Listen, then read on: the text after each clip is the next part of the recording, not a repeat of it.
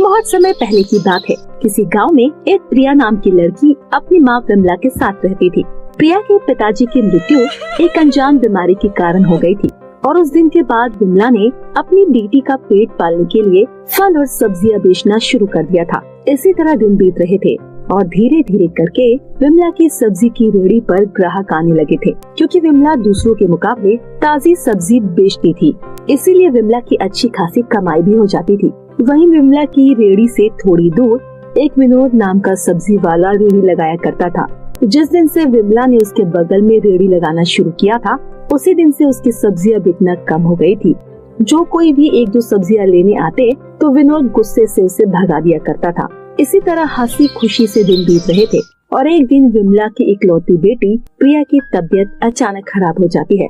विमला अपनी बेटी प्रिया को बीमार देखकर बहुत परेशान हो जाती है। प्रिया बेटी, तुम बिल्कुल भी चिंता मत करो, मैं तुम्हारे कारण ही तो इस दुनिया में जिंदा हूँ, वरना तुम्हारे पिताजी तो मुझे कुछ समय पहले ही छोड़कर स्वर्ग चले गए और अब मैं तुम्हें कुछ नहीं होने दूंगी। तुम बिल्कुल भी चिंता मत करो, मैं तुम्हें गाँव के अच्छे से अच्छे डॉक्टर के पास ले जाकर तुम्हारा इलाज करवाऊंगी। माँ, मेरे सर में बहुत तेज दर्द हो रहा है, कृपया करके मुझे जल्दी से डॉक्टर के पास ले चलिए। इसके बाद विमला प्रिया को लेडीज डॉक्टर के पास ले जाती है। डॉक्टर प्रिया का चेकअप करती है और थोड़ी देर बाद विमला से कहती है, सुनो विमला, तुम्हारी बेटी को ब्रेन ट्यूमर है।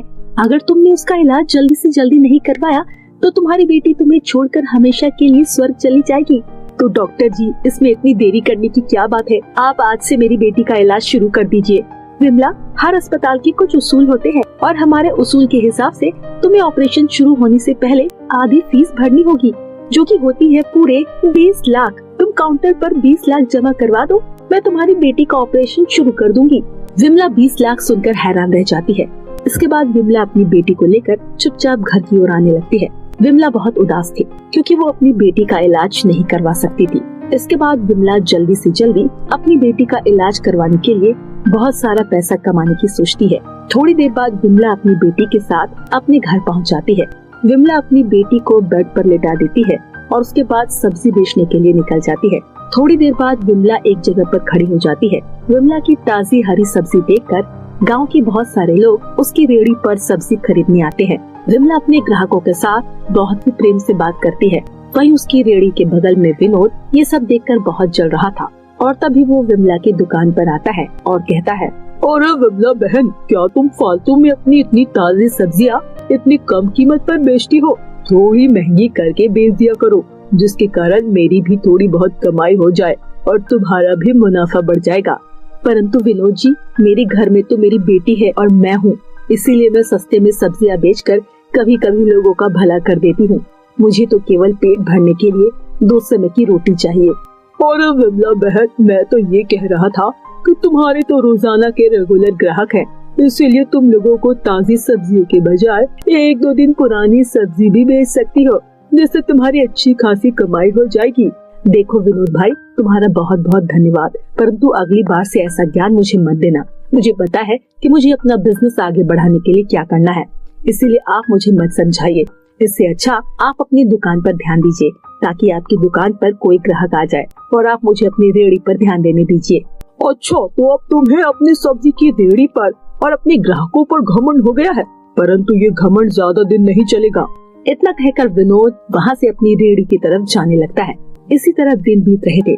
एक दिन एक बूढ़ा आदमी विनोद की रेहड़ी पर आता है। वो बूढ़ा आदमी बहुत भूखा था, इसीलिए वो विनोद से खाने के लिए कुछ फल मांगता है, परंतु विनोद उसे गुस्से में वहाँ से भगा देता है। इसके बाद वो बूढ़ा आदमी विमला की दुकान पर आने लगता है। इसके बाद वो विमला से खाने के लिए कुछ फल मांगता है। विमला उस बूढ़े आदमी को भरपेट फल खाने के लिए कह देती है। इसके बाद वो बूढ़ा आदमी बहुत भूखा था, इसीलिए वो फल खाने लगता है। थोड़ी देर बाद उस बूढ़े आदमी का पेट भर जाता है और वो विमला को धन्यवाद बोलता है। विमला धन्यवाद सुनकर खुश हो जाती है। तभी वो बूढ़ा आदमी एक परी में बदल जाता है। ये देखकर विमला बहुत हैरान हो जाती है और कहती है, अरे भगवान, ये क्या? मैं कोई सपना तो नहीं देख रही हूँ? नहीं विमला, तुम कोई सपना नहीं देख रही हो, बल्कि मैं सच में एक परी हूँ। मैं कई दिन से तुम्हें परी लोक से देख रही थी और मुझे तुम्हारे बारे में ये भी पता है कि तुम्हारी बेटी बहुत दिन से बीमार है, इसीलिए मैं तुम्हारी परीक्षा ले रही थी और तुम उस परीक्षा में सफल हो गई हो।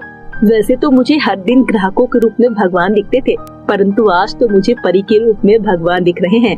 विमला, मैं तुम्हारी इन्हीं बातों से बहुत प्रसन्न हूँ, इसीलिए मैं तुम्हारी सहायता करना चाहती हूँ। मैं तुम्हें ये एक जादुई लिपस्टिक देना चाहती हूँ। तुम जैसे ही इस लिपस्टिक को लगाओगी, उसके बाद तुम जो भी बोलोगी वो तुम्हारे सामने प्रकट हो जाएगा।